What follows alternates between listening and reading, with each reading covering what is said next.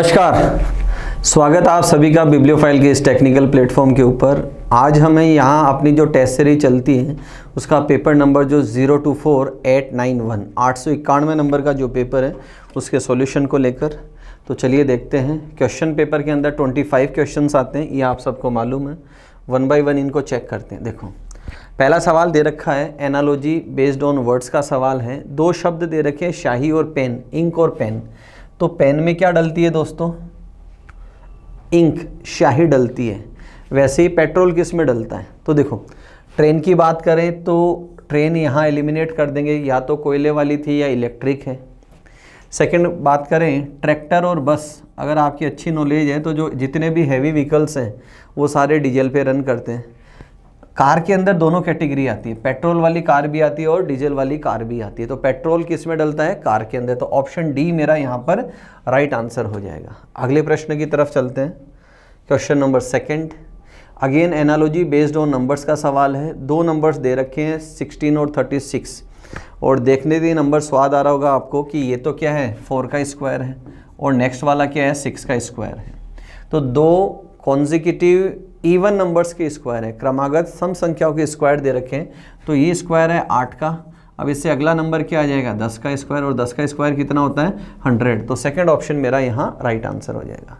अगले प्रश्न की तरफ चलते हैं। Question number third, again analogy का सवाल है, बेस्ड ऑन लेटर्स का सवाल है। बेस्ड ऑन लेटर्स का जब हम सवाल करते हैं तो सबसे पहला हमारा तरीका होता है पेयर ऑफ लेटर आइडेंटिफाई करते हैं हम। तो पेयर की बात करें तो एम का जोड़ीदार एन होता है जो कहीं भी विजिबल नहीं है। सेकंड अगर हम बात करें तो 3 लेटर्स की अगर जब भी हम बात करते हैं तो इसमें मीनिंगफुल वर्ड को भी चेक करते हैं हम। तो यहाँ MAD, इनसे कोई मीनिंगफुल वर्ड नहीं बन रहा है। आगे नेक्स्ट थर्ड की अगर मैं बात करूं तो थर्ड आता है अपना कंपैरिजन, और कंपैरिजन में दो तरह का कंपैरिजन हम करते हैं, या तो फर्स्ट टू फर्स्ट लेटर को कंपेयर करते हुए चलते हैं या फर्स्ट टू लास्ट लेटर को कंपेयर करते हुए चलते हैं। तो अगर मैं M को J से कंपेयर करूं तो यहाँ -3 हो रहा है, A को X से करूं अगेन -3 है, और D को A से करूं तो अगेन -3 हो रहा है। तो कंपैरिजन तो चल रहा है फर्स्ट टू फर्स्ट लेटर का, सेकंड टू सेकंड और थर्ड टू थर्ड लेटर का, और हो रहा है -3 -3 -3।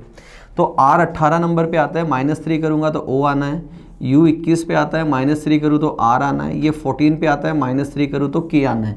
तो ऑप्शन सेकंड मेरा यहाँ राइट आंसर है, जिसमें है ORK। अगले प्रश्न की तरफ चलते हैं। Question number 4, classification odd one out का सवाल है, बेस्ड ऑन वर्ड्स का सवाल है। 4 शब्द दे रखे हैं, उनमें से 3 किसी एक ग्रुप में सम्मिलित होते हैं, एक शब्द मिलेगा जो उस ग्रुप में नहीं जाएगा।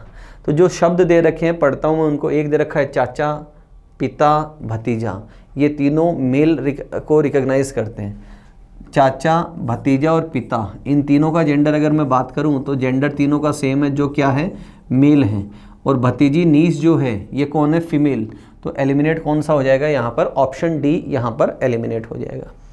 अगले प्रश्न की तरफ चलते हैं। Question number 5, again odd one out का सवाल है, बेस्ड ऑन लेटर्स का सवाल है। 4 लेटर के ऊपर आधारित प्रश्न है। तो 4 लेटर्स में जब भी हम बात करते हैं सबसे पहला तरीका अडॉप्ट करते हैं हम पेयर ऑफ लेटर का, कि 2-2 पेयर यहाँ पर मिलेंगे। ठीक है, जैसे M का N हो गया, C से X हो गया, अवेलेबल नहीं है। H का S से, A का Z से, वो भी अवेलेबल नहीं है। सेकेंड अगेन हम बात करते हैं मीनिंगफुल वर्ड की। इन चारों से कोई मीनिंगफुल वर्ड भी नहीं बन रहा है। थर्ड तरीका हम अडॉप्ट करते हैं डिफरेंस का, और डिफरेंस में 3 तरीके हमने पढ़े हैं। या तो मैं फर्स्ट लेटर को सेकंड, सेकंड को थर्ड और थर्ड को फोर्थ से कंपेयर करता हूँ, फर्स्ट को फोर्थ से और सेकंड को थर्ड से, या फर्स्ट को थर्ड से और सेकंड को फोर्थ से कंपेयर करते हुए चलता हूँ। ये तीनों ही तरीके यहाँ पर नहीं लग रहे हैं। यहाँ इन तरीक़ों से मतलब है कि आप M को O से कंपेयर करें तो +2 हो रहा है, और C को J से कंपेयर करें तो +5 हो रहा है। फिर M को H को M से किया +5, यहाँ भी किया तो क्या हुआ? +5।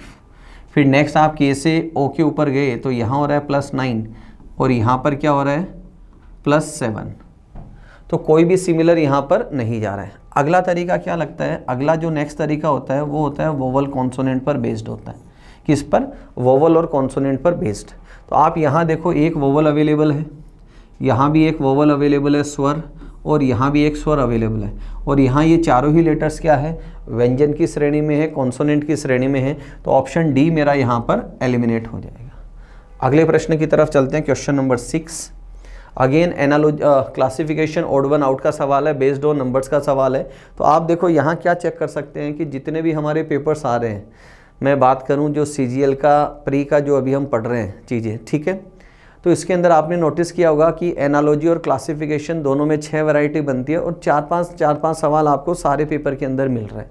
तो इनके ऊपर फोकस करके चलना है। नंबर बेस्ड सवालों की अगर मैं बात करूं, पहला तरीका हमारा होता है स्क्वायर चेक करना, क्यूब चेक करना, या प्राइम नंबर को चेक करना।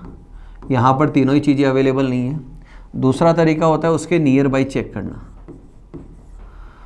उसके नियर बाई चेक करना, यहाँ दोनों ही नहीं जा रहे। थर्ड हम चेक करते हैं फिर डिविजिबिलिटी।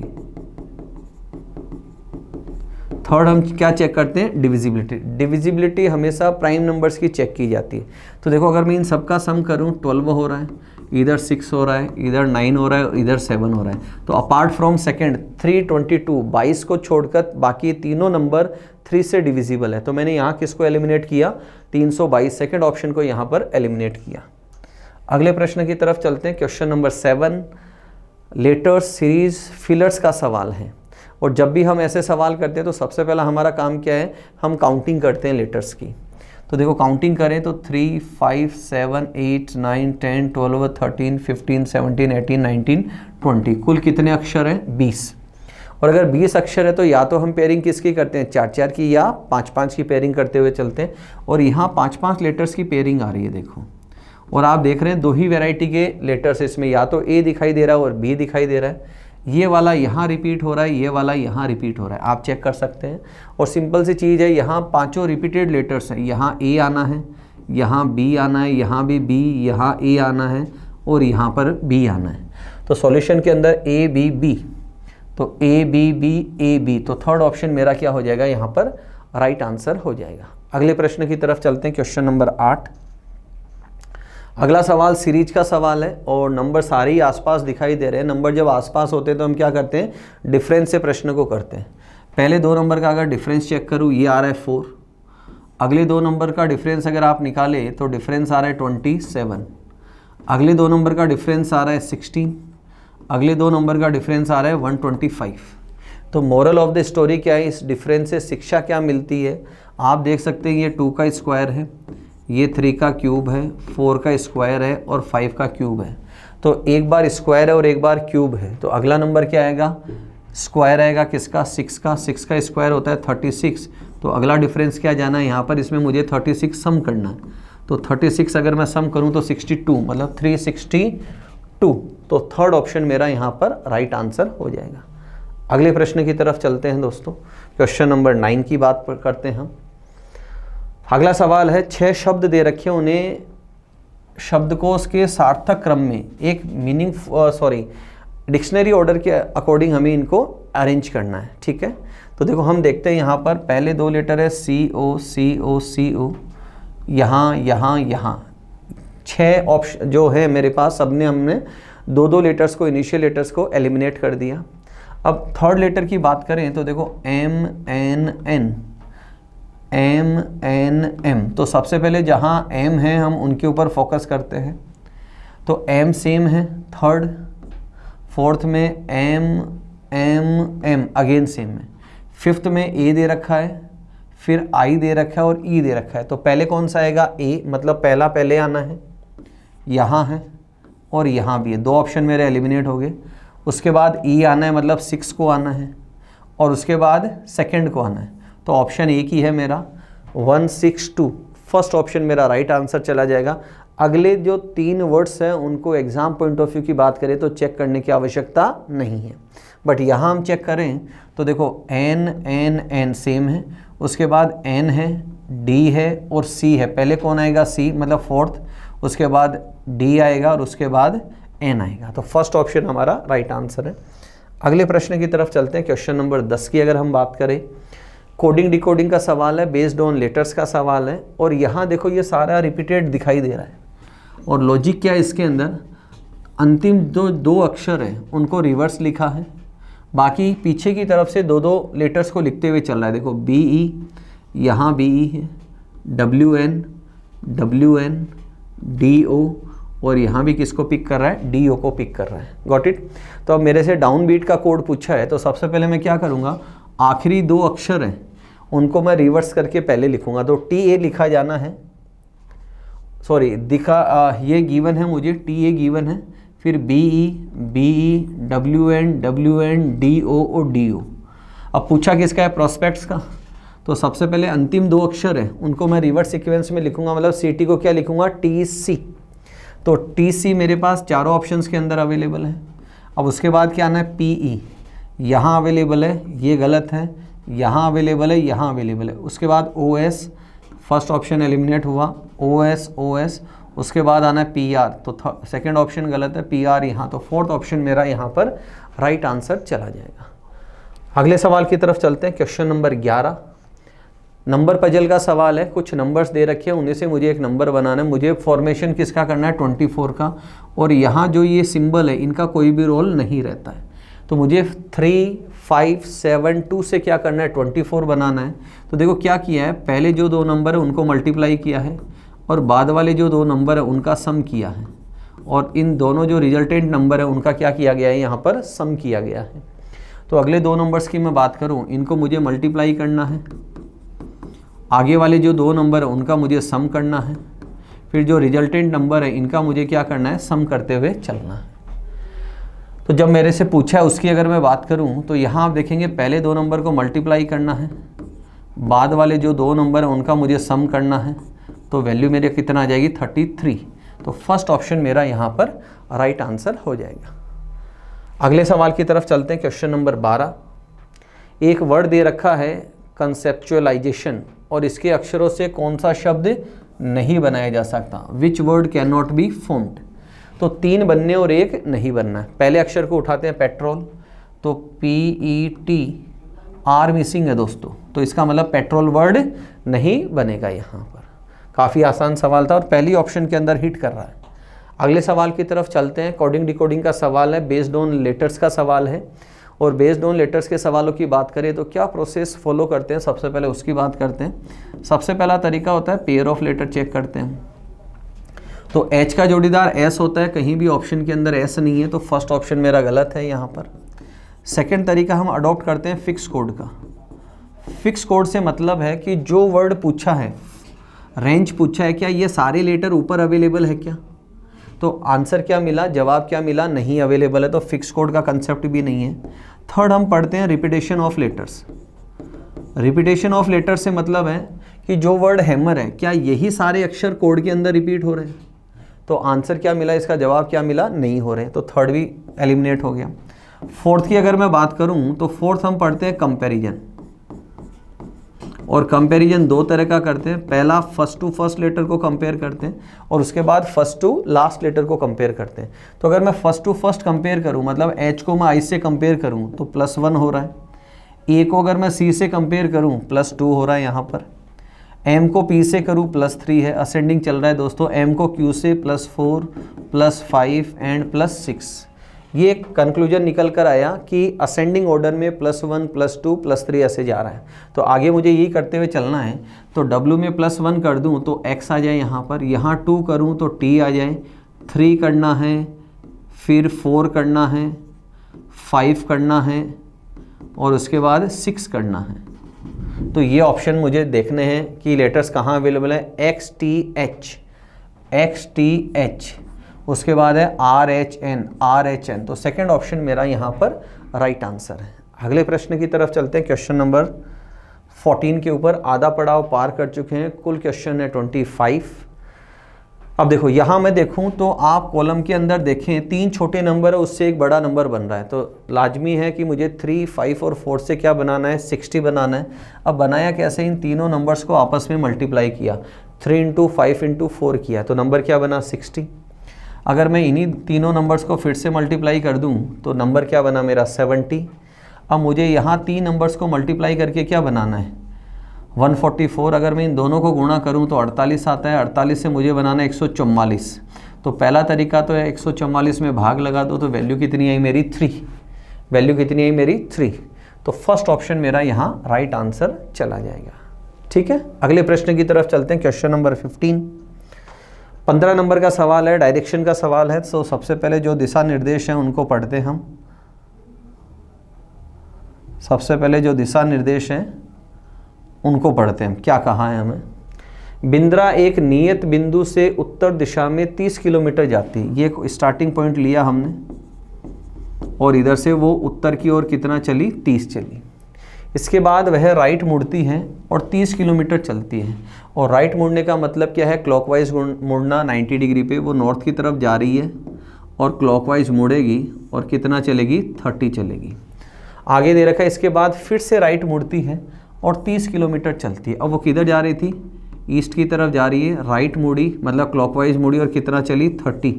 अभी वो किधर जा रही है? साउथ की तरफ। तदनुसार वह अपने प्रस्थान बिंदु से कितनी दूर और किस दिशा में, ये उसका फाइनल है। तो वो स्टार्टिंग पॉइंट से ईस्ट की तरफ है और कितना दूरी पे है?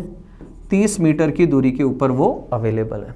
तो 30 किलोमीटर और ईस्ट, मतलब डी ऑप्शन मेरा यहाँ राइट आंसर आ जाएगा।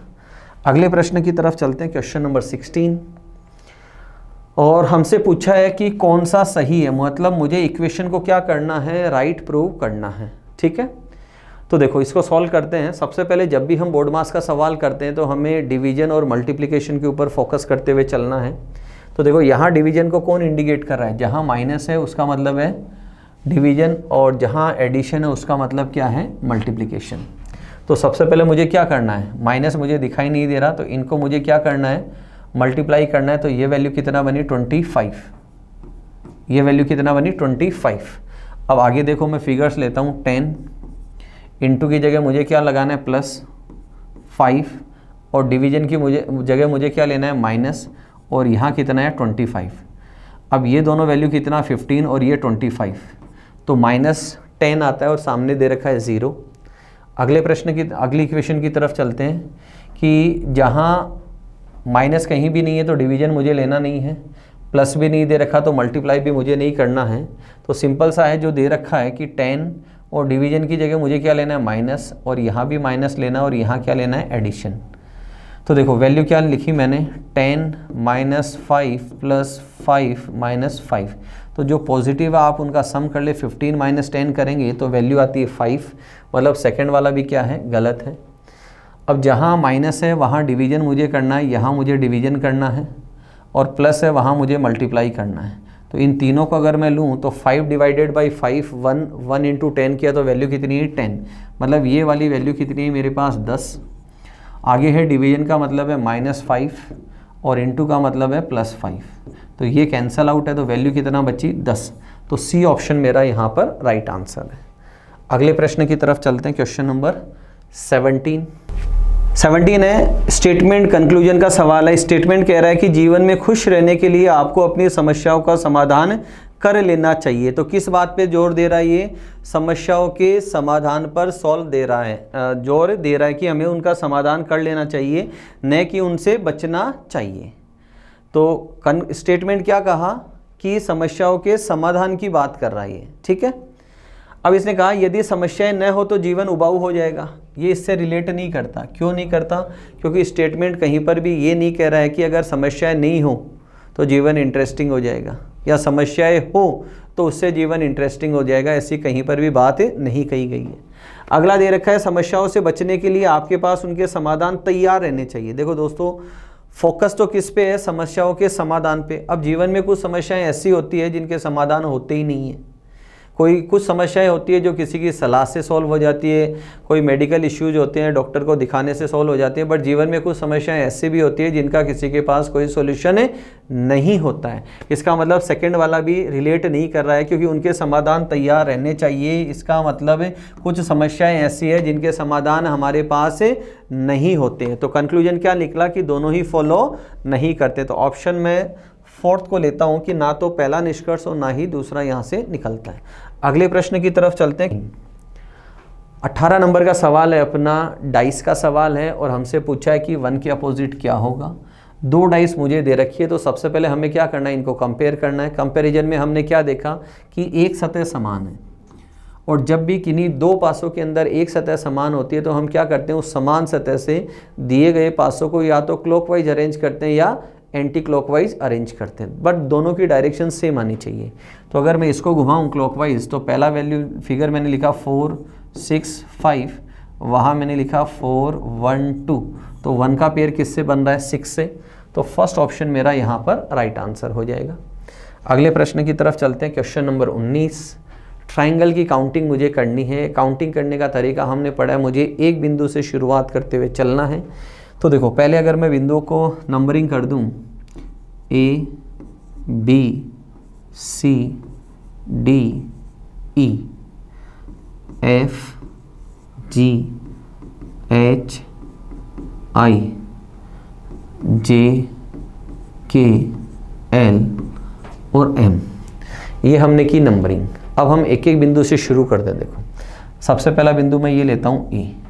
अगर मैं ए से शुरू करता हूँ तो दोस्तों और इस ट्रैक के ऊपर चलता हूँ, इस वाले ट्रैक पे, तो देखो एक क्या बना, ACD। अब इसी से अगर मैं आगे चलूँ तो F से मुझे कोई ट्रायंगल बनता हुआ नहीं दिखाई दे रहा है, फिर मैंने लिया AGL। ये बिंदु A से दो ट्रायंगल बने। अब अगला बिंदु लेता हूँ मैं ये वाला B वाला, और मैं इस रास्ते पे चलता हूँ। तो देखो हमने यहाँ से चलने पे क्या देखा, एक बनता है BFC, और इसी से अगर मैं आगे जाऊँ तो एक बनता है BME। दो ट्रायंगल्स यहाँ से बने। अगला बिंदु मैं ये लेता हूँ, एक एक बिंदु से चलते हैं। तो यहाँ से एक ट्रायंगल तो क्या बना, CGI, और सेकंड बना CID। अगला बिंदु मैं ये लेता हूँ यहाँ से, तो यहाँ से भी दो ट्रायंगल दिखाई दे रहे हैं मुझे। पहला दिखाई दे रहा है DIL, और उसके बाद दिखाई दे रहा है DJE। ये दो बने। फिर नेक्स्ट बिंदु मैंने ये लिया, यहाँ से दिखाई दे रहा है FGH, और नेक्स्ट अगर मैं बिंदु लूँ ये, तो यहाँ से मुझे दिखाई दे रहा है JKL। नेक्स्ट बिंदु अगर मैं यहाँ से लूँ, ये लेना नहीं है क्योंकि इधर आ चुके। अगला बिंदु अगर मैं ये लेता हूँ तो यहाँ से क्या बन रहा है, HMK, और उसके बाद आगे कोई बिंदु है नहीं जिससे बन रहा है। तो सारे बिंदु हमने कवर कर लिए।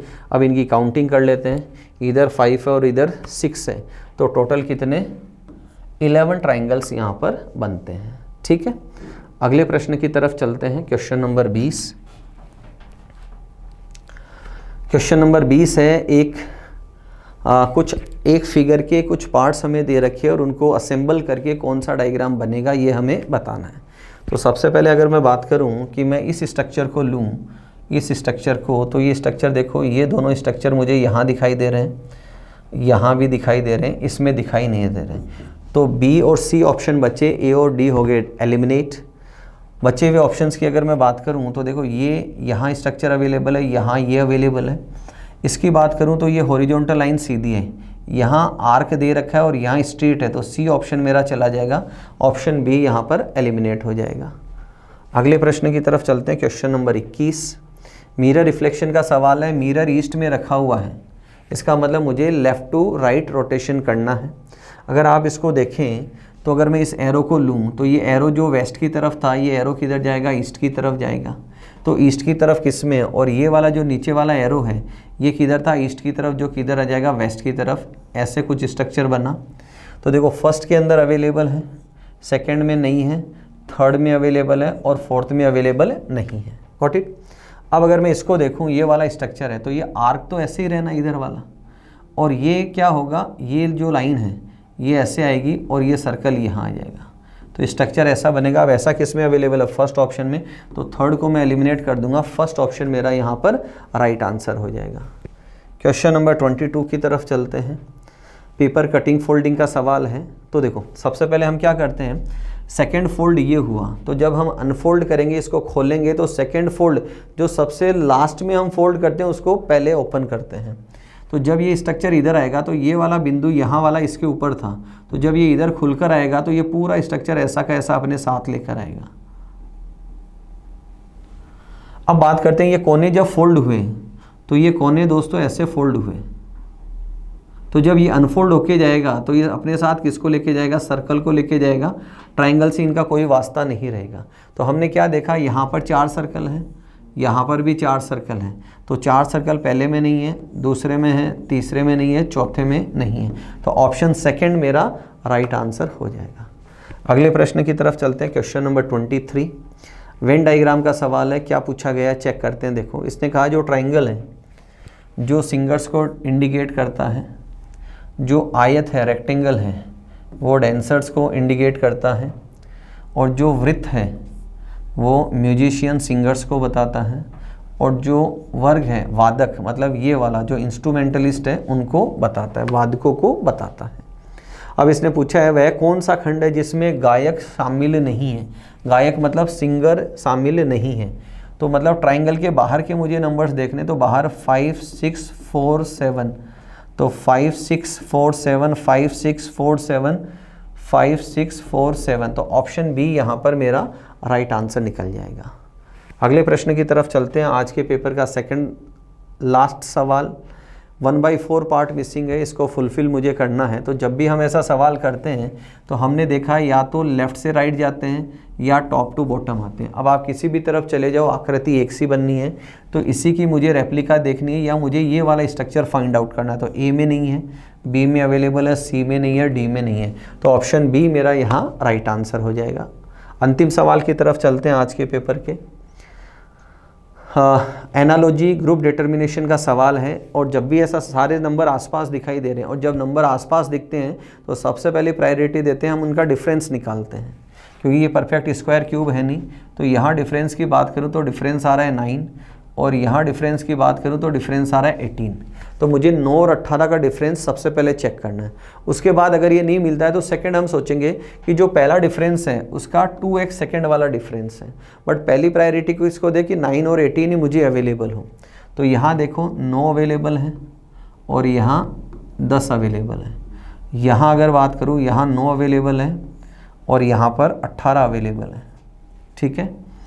यहाँ अगर मैं बात करूँ तो यहाँ अवेलेबल है 9, और अगर यहाँ बात करूँ तो अवेलेबल है 12 है। यहाँ बात करें तो यहाँ 11 है और इधर बात करें तो 18 है। तो कौन से ऑप्शन के अंदर, थर्ड ऑप्शन के अंदर मुझे दिखाई दे रहा है कि 9 और 18 का डिफरेंस है यहाँ पर, ठीक है। तो ये थे आज के पेपर के 25 क्वेश्चंस। अगले वीडियो में फिर मुलाकात करेंगे नेक्स्ट पेपर के 25 क्वेश्चंस के साथ। तब तक अपना ध्यान रखें, मुस्कुराते रहें। शुक्रिया, थैंक यू, नमस्कार।